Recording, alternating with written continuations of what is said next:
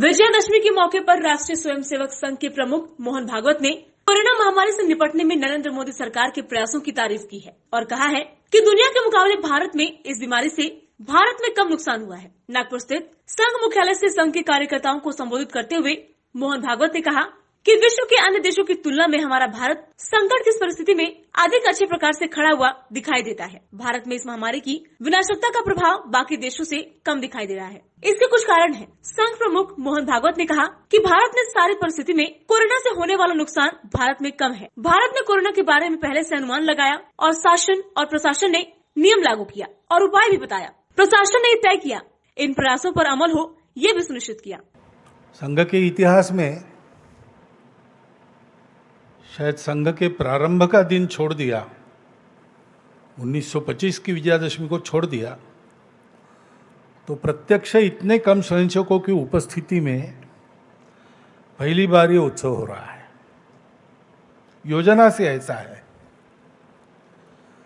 क्योंकि उत्सव का तो आनंद है, सर्वदूर है। विजयादशमी अपना विजय पर्व है, सारे समाज में आनंद है, लेकिन कोरोना के कारण बंधन भी है।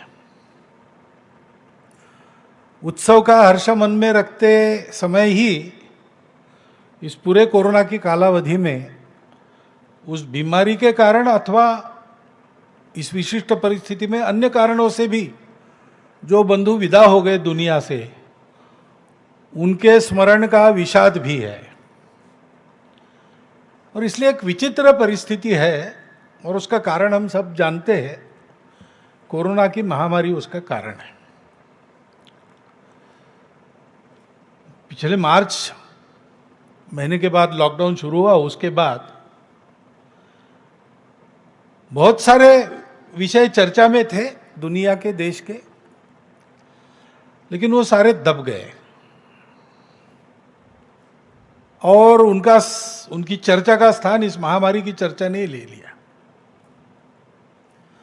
अपने देश में भी घटनाक्रम समाज की और माध्यमों की चर्चा की दृष्टि से या हमारे अपने चिंतन के लिए भी कोई कम रोचक नहीं रहा है। विजयादशमी के पहले ही 370 प्रभावहीन हो गया, संसद में उसकी पूरी प्रक्रिया हुई।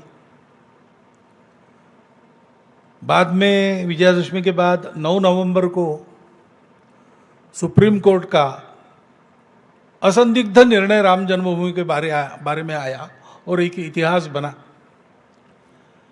एक मत से निर्णय था, सारे देश ने स्वीकार किया और बहुत सुंदर वातावरण में समझदारी के साथ, संयम के साथ समाज ने उसको स्वीकार किया।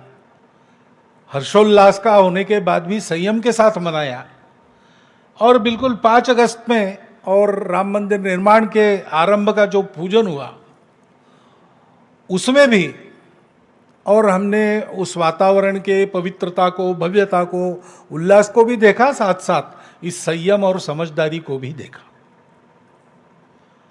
Bureau report, VSRS news, Nagpur, Maharashtra.